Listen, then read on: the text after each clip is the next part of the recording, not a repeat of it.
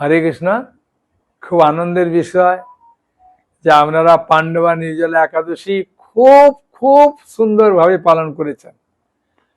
আমাকে বহু ব্যক্তি ফোন করে বলেছেন, প্রভু অসম্ভবকে সম্ভব করে দিলাম, আপনার ক্লাস শুনে পাণ্ডবা নির্জলা একাদশী করেছি। আমি তো খুব খুশি। তবে অনেকে বলছেন সেটা আমার একদম পছন্দ হচ্ছে না। অনেকে বলছেন যে প্রভু এই পাণ্ডবা নির্জলা একাদশী তো করলেই সমস্ত একাদশীর ফল পেয়ে যাব, তাই আর বাকি একাদশী করছি না, আবার পরের বছর আবার আপনার সঙ্গে দেখা হবে। আমি বললাম না, হাতি খুব সুন্দরভাবে স্নান করে, আর স্নান করে এসে ওই জলটাকে মানে ভিজা গাটাকে তিনি শুকনো করার জন্য যত ধুলি কণা যা কিছু আছে সব দিয়ে দেয়, মানে আগের থেকে আরো নোংরা হয়ে যায়। তাই পাণ্ডবা নির্জলা একাদশী করেছেন, আমি বলবো একাদশীর দিনে আপনি 6 বার খান, কোনো অসুবিধে নেই। একাদশীর প্রসাদ 6 বার খান, 8 বার খান, 10 বার খান, 12 বার খান। হ্যাঁ, কিন্তু এই একাদশীটা আর বন্ধ করবেন না। ভীমও বন্ধ করেনি একাদশী করার পরে। কেন, আর তো নির্জলা নেই না। এবার তো আপনি সকাল থেকে খালি খেতে শুরু করুন না, কোনো অসুবিধা নেই। হ্যাঁ, ঠিক আছে। সেই জন্যে আমি অনুরোধ করব যে যারা পাণ্ডবা নির্জলা একাদশী করে বলছেন আর একাদশী করব না, আমি তাদেরকে করজোড়ে অনুরোধ করব এই একাদশীটা বন্ধ করবেন না। কারণ একাদশীর দিনে যে পঞ্চশস্যের মধ্যে পাপ পুরুষ থাকে, সেই পাপ পুরুষ আবার আপনার হৃদয়ে প্রবেশ করবে। বলছে একটা চালের দানা অর্থাৎ একটা অন্নের দানা বা একটা গম খেলে একটা গরুর গায়ে যত লোম আছে তত পুরুষ প্রবেশ করবে। চিন্তা করেছেন? তাহলে আমরা একাদশী দিনে কত অন্ন খাই, তাহলে কত পুরুষ প্রবেশ করবে। সেই জন্যে আপনি একাদশীর দিনে যতবার ইচ্ছা খান একাদশী প্রসাদ, কোনো অসুবিধা নেই। বুঝেছেন?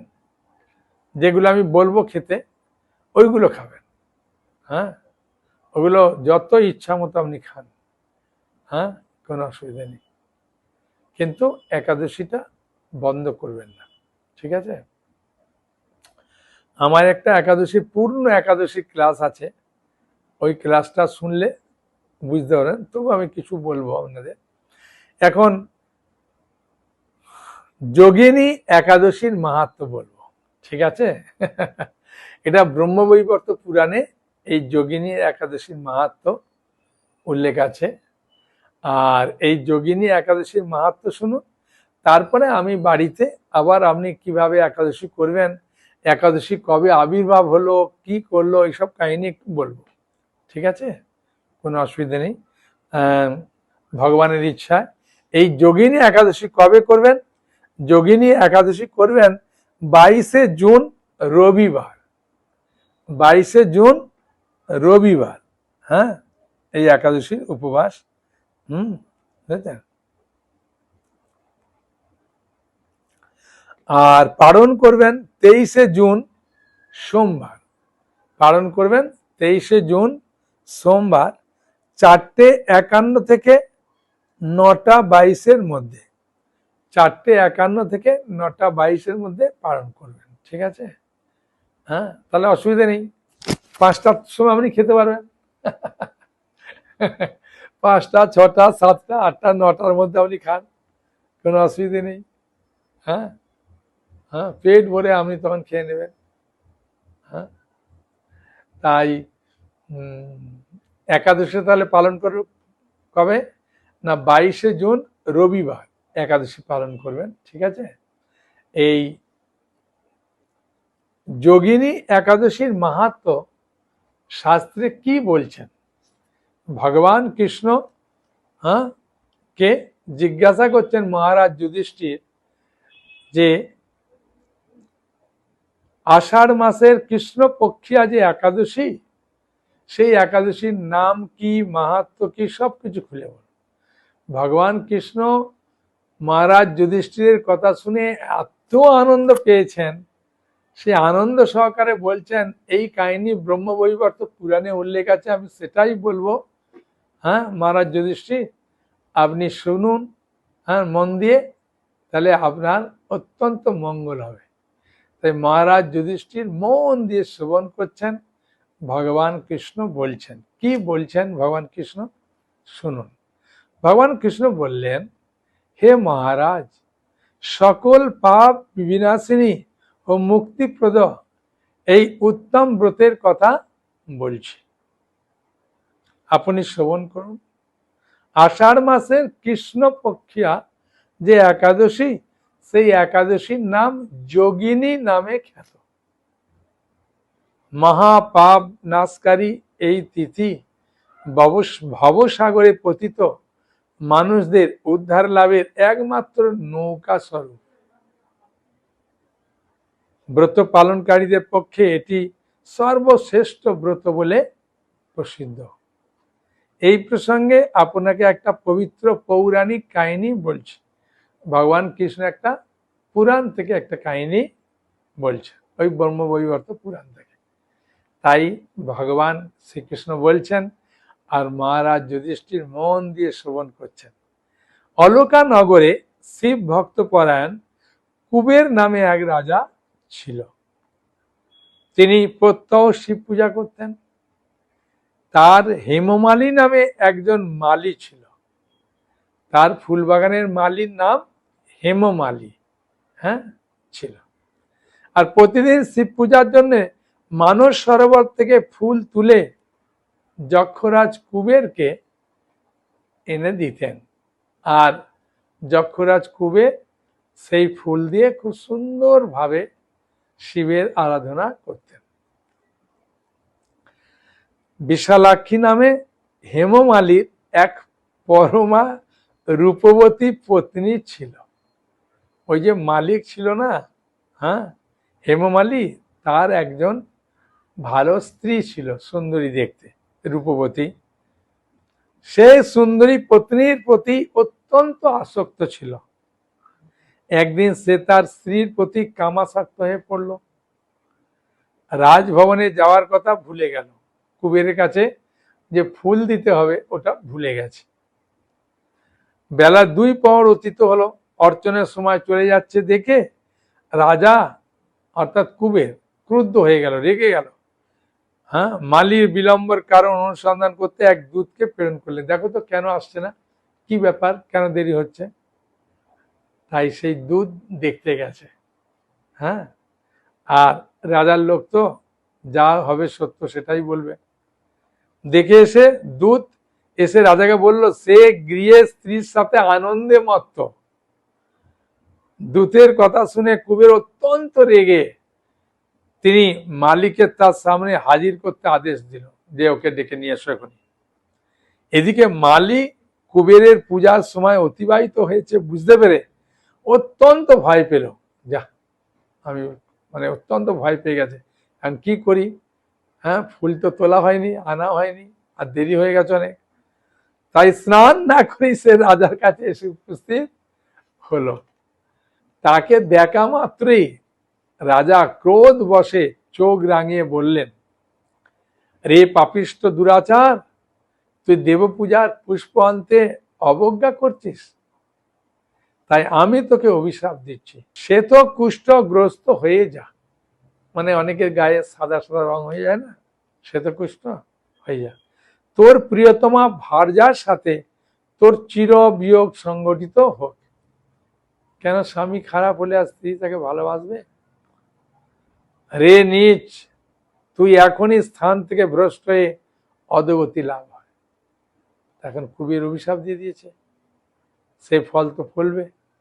কুবেরের এই অভিশাপে হেমমালী হ্যাঁ পত্নীর সাথে স্ত্রীও এসেছে স্বর্গ থেকে, এসে মর্তলোকে এরকম কষ্টভোগ করছে। স্ত্রীর হয়নি, স্বামীর কুষ্ঠরোগ হয়েছে। রোগের যন্ত্রণায় দিন অথবা রাত্রে কখনই সে সুখ পেত না। এইভাবে শীত গ্রীষ্মের প্রচন্ড বেদনায় বহু কষ্টে সে দিন যাপন করতে লাগলো। কিন্তু দীর্ঘদিন মহাদেবের অর্চনের ফুল সংগ্রহের স্বীকৃতির ফলে দেখুন, ভগবানের সেবা করলে সেটা কখনো নষ্ট হয় না, সেটাকে বলে সুকৃতি। মানে ভগবান এবং ভগবানের ভক্ত সম্বন্ধীয় যা কিছু করবেন সেটাকে বলে সুকৃতি, সেটা নষ্ট হয় না, মৃত্যুর পরেও আপনাকে কৃপা করে, বুঝেছেন? আর একটা ছোট্ট উদাহরণ দিয়ে দিই, তাহলে আপনার এটা খুব সুন্দরভাবে বুঝতে পারবেন। মনে করুন আপনার বাড়ি থেকে 5 মিনিটের রাস্তা কোনো একটা জায়গায় খুব মানে অন্ধকার হয়ে আছে, হ্যাঁ, বাঁশ গাছের ঝাড় এসব আছে, তো ওই জন্য কারেন্টের তারও যায় না, ওই জায়গাটা অন্ধকার থাকে। তা একদিন এক ভদ্রলোক ওই রাস্তাটা পার হবে, আপনাকে বললেন যে দাদা আমাকে একটু লাইট বাড়ি থেকে এনে আমাকে একটু পার করে দেবেন, এই জায়গাটা অন্ধকার। বললেন দাঁড়ান আমি এনে দিচ্ছি, লাইট আনছি। লাইটটা নিয়ে এসে ওকে ওই জায়গাটা অন্ধকারটা পার করে দিলেন। 10-15 দিন বাদে আবার একটি লোক এসে বলছেন দাদা আমি একবারে বৃদ্ধ হয়ে গেছি, অন্ধকারে তো দেখতে পাই না, তাই আপনি আমাকে একটা লাইট নিয়ে একটু পার করে দেন। বললেন হ্যাঁ দিচ্ছি। সেই ভদ্রলোকের গলায় তিলক আছে, কণ্ঠিমালা আছে, আর ও হরে কৃষ্ণ মহামন্ত্র জপ করতে করতে যাচ্ছে। তা একে যখন পৌঁছে দিলেন দ্বিতীয় লোকটিকে, তখন চিত্রগুপ্ত আপনার খাতাতে লিখলেন ইনার সুকৃতি হলো। আর 15 দিন আগে যে ভদ্রলোককে পৌঁছে দিলেন, ও হরিনামও করে না, গলায় কণ্ঠিমালা তিলকও নেই, কিন্তু লোকটা সৎ, অসৎ নয়, সৎ লোক। তার বেলায় ভগবান এই চিত্রগুপ্ত লিখলেন পুণ্য, বুঝেছেন? তাহলে কৃষ্ণ সম্বন্ধীয় কিছু করলে তার ফলে হয় সুকৃতি, আর কৃষ্ণ সম্বন্ধীয় ছাড়া যা কিছু করবেন তার ফলে ভালো কাজ করলে হয় পুণ্য, খারাপ কাজ করলে হয় পাপ।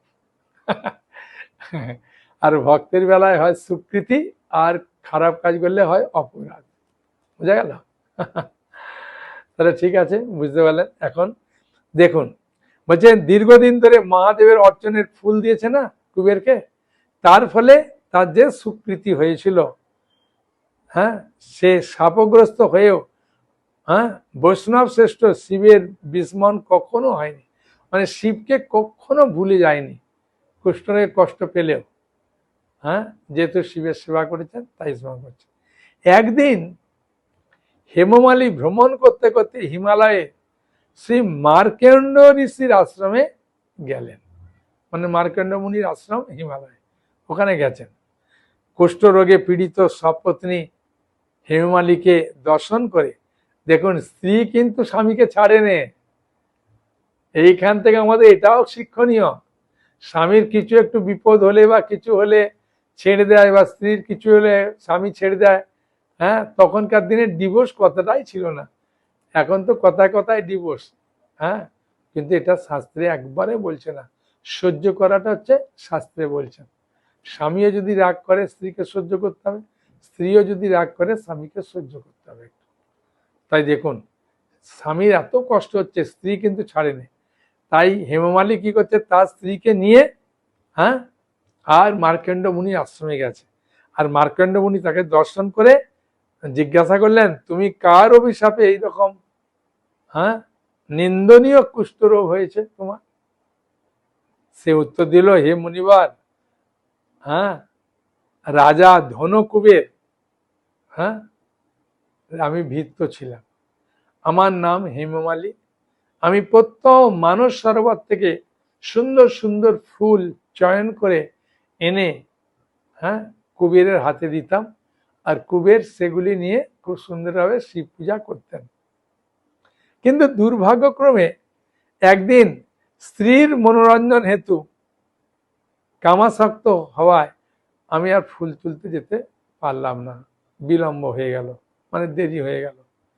তখন কুবের অভিশাপে আমার এই দুর্দশাগ্রস্ত আমি হয়েছি। পরোপকারী সাধুগণের স্বাভাবিক কর্ম। তাই হে ঋষি শ্রেষ্ঠ, আমি অত্যন্ত অপরাধী, কৃপা করে আমার প্রতি প্রসন্ন হন। এই সাধু মহাত্মার কাছে এইভাবে প্রার্থনা করা দরকার। তখন দয়ার্দ্র চিত্তে মার্কণ্ড মুনি বললেন, হে মালি, তোমার মঙ্গলের জন্য শুভ ফল প্রদানকারী এক ব্রতের উপদেশ করছি, তা তুমি মন দিয়ে শ্রবণ করো। তখন হেমমালী মন দিয়ে শ্রবণ করছেন, মার্কণ্ড ঋষি বলছেন। তা মার্কণ্ড ঋষি কি বলছেন এখন আমরা শ্রবণ করি। মার্কণ্ড ঋষি বললেন, তুমি আষাঢ় মাসের কৃষ্ণপক্ষের যে একাদশী যোগিনী, সেই যোগিনী একাদশী তুমি খুব সুন্দর করে পালন করো। এই ব্রতের পূর্ণ প্রভাবে তুমি অবশ্যই কুষ্ঠ ব্যাধি থেকে উদ্ধার পাবে। শ্রীকৃষ্ণ বললেন, ঋষির উপদেশ শ্রবণ করে হেমমালী তাকে প্রণাম জানালো এবং তারপর অত্যন্ত আনন্দের সঙ্গে ঋষির আদেশ মতো নিষ্ঠার সঙ্গে এই যোগিনী একাদশী রীতি পালন করলেন। খুব সুন্দর নিষ্ঠা সহকারে যোগিনী একাদশী পালন করেছে।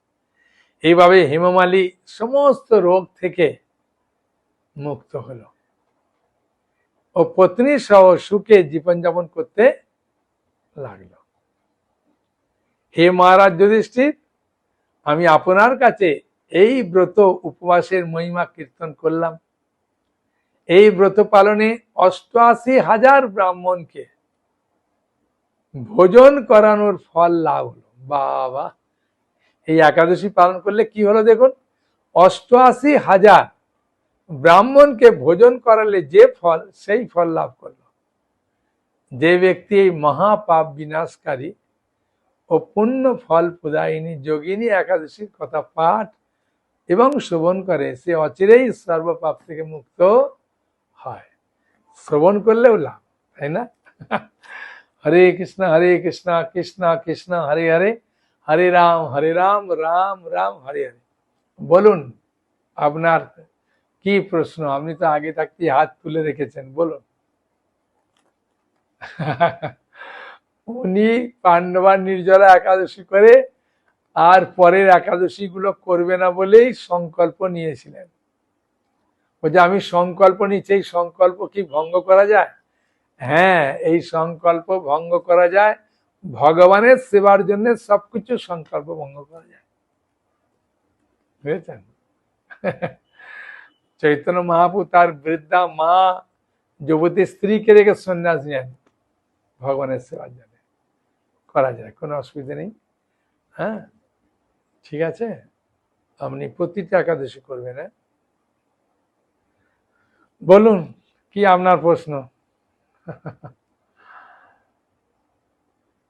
ও, উনার প্রশ্ন হচ্ছে যে আমি একাদশী যদি অন্যগুলো না করি তাহলে আমার কি পাপ হবে? পাপ তো হবেই, এবং আপনি যে একাদশীটা করেছেন পাণ্ডবা নির্জলা একাদশী, সেটা যেভাবে পাপ মুক্ত হয়েছেন, আবার তার থেকে হাজার হাজার গুণ পাপ প্রবেশ করবে। কারণ ভগবান যখন এই জগৎ সৃষ্টি করলেন, তার সঙ্গে সঙ্গে ভগবান পাপ পুরুষ সৃষ্টি করেছিলেন, ঠিক আছে? তাই লোকে পাপ করতে শুরু করলো, আর পাপ করার ফলে তো নরকে যাবে। ভাগবতের পঞ্চম স্কন্ধে নরকের বর্ণনা করা আছে, ২৮টা নরকে। হ্যাঁ, তাই নরকে যাবে, আর নরকে গিয়ে প্রচন্ড কষ্ট পাচ্ছে। তাই ভগবান একদিন জেলখানা যেমন দেখতে যায় না সরকার, সেরকম ভগবানের ইচ্ছা হলো যে আমি ২৮টা নরক করেছি, বিরাট বড় ডিপার্টমেন্ট, কেমন চলছে কি ব্যাপার দেখি। দেখতে গিয়ে দক্ষিণ দিক থেকে খুব আওয়াজ আসছে, বাঁচাও বাঁচাও বাঁচাও বাঁচাও। তখন ভগবান জিজ্ঞাসা করলেন যমরাজকে, যে যমরাজ কি ব্যাপার? বলে, প্রভু, হ্যাঁ এই নরককুণ্ডে যারা আছে তারা যে কষ্ট পাচ্ছে, হ্যাঁ, রৌরব নরক, কৃমি কীট খুব কামড়ায় প্রচন্ড ভাবে, পুঁজ রক্ত ভর্তি, তাই তারা সহ্য করতে পারছে না, বাঁচা। তখন ভগবান তো হৃদয়টা করুণাময় না, তাই ভগবান চিন্তা করলেন এদেরকে তো আমি যদি পাপ পুরুষ সৃষ্টি না করতাম, ওরা পাপ করতো না, তাহলে আমিও ওদের জন্য দোষী। তাই ভগবান চিন্তা করে কি করলেন, চিন্তা করছেন যে কি করে তাদের কৃপা করা যায়। হঠাৎ চোখ খুলতে তার সামনে একটা অপূর্ব সুন্দরী মহিলা দেখলেন। তখন ভগবান জিজ্ঞাসা করলেন, কি নাম তোমার? বললে, আমার নাম একাদশী। ও, তোমার কাজ কি? না, একাদশী ব্রত যারা পালন করবে সমস্ত পাপ থেকে মুক্ত হবে। তখন ভগবান খুব আনন্দ পেয়ে যমরাজকে ডাকলেন, পাপ পুরুষকে ডাকলেন, ডেকে আলোচনা করলেন। হ্যাঁ, ঠিক আছে। তা আলোচনা করার ফলে যে এই একাদশীর দিনে যারা সুন্দরভাবে একাদশী ব্রত নিষ্ঠার সঙ্গে পালন করবে তারা সমস্ত পাপ থেকে মুক্ত হবে। তাই সমস্ত পাপ থেকে মুক্ত হয়ে গেল, আর পুরা নরক খালি। তখন যমরাজ একদিন ভগবানকে দণ্ডবোধ করে বলছেন, প্রভু কোনো কাজ নাই, এই জগতের মানুষ একাদশী করে, আর নরকে যারা ছিল তারাও একাদশী করলো, তার ফলে সবাই উদ্ধার হয়ে যাচ্ছে, আমার ডিপার্টমেন্ট পুরা খালি। তখন ভগবান আবার পাপ পুরুষকে আর যমরাজকে ডাকলেন, ডেকে বললেন যে কি করা যায়, কিছু তো লোক যাবে। তাই বললেন 5টা দানা শস্যের মধ্যে এই পাপ পুরুষ অবস্থান করবে, ধান, যব, গম, তিল মানে সরিষা জাতীয়, আর ডাল জাতীয়। তাহলে কি কি বললাম? ধান থেকে যা কিছু হবে, জব থেকে যা কিছু হবে, সরিষা জাতীয় জিনিস থেকে যা কিছু হবে, ডাল জাতীয় জিনিস থেকে যা কিছু হবে, হ্যাঁ, আর গম থেকে যা কিছু হবে। বুঝলেন? মানে ধান, গম, যব 3টে হয়ে গেল, আর সরিষা জাতীয় জিনিস থেকে যা হবে 4টে হলো, আর ডাল জাতীয় জিনিস থেকে যা হবে সেগুলো, সেই পাপ পুরুষগুলো প্রবেশ করে। তাই এখন আপনি বলবেন তাহলে প্রভু আমি ভুট্টা ছাতু খেতে পারি? না না, যেগুলো খেতে বলবো ওগুলোই খাবেন। সব তো বললাম না, 5টা দানা শস্য ছাড়া আরো কিছু না খাওয়ার আছে, তা সেগুলো যেগুলো বলবো খেতে ওগুলোই খান, অন্য কোনো প্রশ্ন করবেন না, ঠিক আছে? হ্যাঁ, সাবুটা অনেক সময় খারাপ থাকে বলে এখন আর সাবু খাওয়াটা বন্ধ করে দিয়েছে, তবু কোনো কোনো অনুষ্ঠানের মধ্যে সাবু হয়। সাবুটাকে খুব ভালো করে ধুয়ে আগের দিন এ করলেন, আগে প্রথম থেকে বলি, নাহলে আপনি আবার বুঝতে পারবেন না। বুঝেছেন? মানে আগের দিন আপনি সংকল্প করেন, ভগবানের কাছে বলবেন যে প্রভু আমি আগামীকাল যে একাদশীটা আসছে আমি এইভাবে পালন করার চেষ্টা করব। তাহলে যদি নাও করতে পারেন তার আরে হবে না। হ্যাঁ, আর দশমীর দিনে আপনি পেট ভরে খাবেন, ভাত, ডাল, রুটি। হ্যাঁ, খালি দশমীর দিনে আপনি আমিষ আহারটা করবেন না, ঠিক আছে? মাছ, মাংস, ডিম, পেঁয়াজ, রসুন খাবেন না। তা ভাত, ডাল, সবজি যা কিছু ইচ্ছা আপনি পেট ভরে রাত্রিরে খান, খেয়ে তারপরে দাঁতে কাটি দিয়ে যে দাঁতের ভেতর ঢুকে আছে করে ব্রাশ করে তারপর ঠান্ডা জল খেয়ে শুয়ে পড়বেন। আর ভোর 4টের সময় উঠবেন, ঠিক আছে? হ্যাঁ, 4টের সময় উঠে গঙ্গা গঙ্গা বলে বাথরুমে এবং যেখানে স্নান করবেন গঙ্গা গঙ্গা উচ্চারণ করবেন। হ্যাঁ, তারপরে ধোয়া বস্ত্র পরবেন, তারপরে ভগবানকে ধূপ, দ্বীপ, হ্যাঁ, প্রদীপ এরম দেবেন। ভক্ত যারা তারা তো মঙ্গল আরতি করেন, কোনো অসুবিধা নেই, প্রণাম করবেন। তারপর তুলসী মহারানীকে জল দেবেন, তুলসী মহারানীকে জল দিয়ে, হ্যাঁ, বুঝেছেন, পরিক্রমা করবেন, পরিক্রমা করে হরিনাম করবেন। একাদশীর দিনে হরিনামের প্রচুর মাহাত্ম্য। এবার গীতা, ভাগবত বা চৈতন্য চৈতামৃত থাকলে পড়লেন, হ্যাঁ, ঠিক আছে? যদি দেখা যায় যে সময় নেই তাহলে পরে পড়তে পারেন। হরে কৃষ্ণ। আপনার মনে হচ্ছে খালি কি খাবো, একাদশীর দিনে বহু কিছু খেতে পারবেন। সূর্যমুখী তেল ব্যবহার করলেন, হ্যাঁ, সূর্যমুখী তেল ব্যবহার করবেন, সন্দক লবণ ব্যবহার করবেন, হ্যাঁ, আর আপনি আগের দিন যদি বাদামকে ভিজিয়ে দেন, হ্যাঁ, যেটাকে চীনা বাদাম বলে, ভিজিয়ে দিলেন, ওটাকে প্রেসার কুকারে সিদ্ধ করলেন, হ্যাঁ, তাতে খিদেই পায় না। আলু ভাজা করুন, নারকেলের নাড়ু করুন, আর আপনার যে ভালো লাগে যে ফলগুলো যেগুলো মনে করুন খেলে ইয়ে হবে, শরীর শ্যুট করবে, হ্যাঁ, আপনার সেই ফলগুলো খাবেন। একটু শরবত খেলেন, নারিকেল খেলেন, ডাব খেলেন, কোনো অসুবিধা নেই। রান্নার আমাকে একজন বলছিলেন অনেক কিছু রান্নাতে আছে। আলু দিয়ে সাবুকে যদি ভিজিয়ে দেবেন, আগের দিন ভিজিয়ে দেওয়ার পরে তারপরের দিন হাফ সিদ্ধ করবেন, করে আলু দিয়ে মেখে ওটাকে খুব সুন্দর পকোড়া খেতে করতে পারেন। তারপরে শসা, আপেল আর সিদ্ধ আলু এগুলো দিয়ে কেটে ছোট ছোট করে ওগুলো স্যালাড করে খেতে পারেন। অনেক মুখরোচক খাবার আছে। তারপরে কাঁচা কলা বা কুমড়া, এগুলো অনেকে ভাজা করে। আর কুমড়ার সবজি তো অনেকে মানে খুব ভালোবাসে, কাঁচা হোক পাকা হোক। ওই কুমড়া দিয়ে সবজি করলেন, তার আগে একটু বাদামকে ভেজে ওর উপরে দিয়ে দিলেন, ছড়িয়ে দিলেন, আরও সুন্দর টেস্ট লাগে। কুমড়ার সবজি আলুর দম করে অনেকে, বুঝেছেন, বিভিন্নভাবে এ করে, অসুবিধে নেই। একজন বলছে যে আমি তো বাদাম ভাজা মানে পকেটে নিয়েই ঘুরি, মানে একটা যুবক ছেলে বলছে যে আমি যখন ইচ্ছা তখনই বাদাম ভাজা খাই। আমি বললাম খুব ভালো। তারপরে মিষ্টি কুমড়ার খুব সুন্দর পায়েস হয়, পেঁপের পায়েস হয়, বুঝছেন, পেঁপের পায়েস হয়।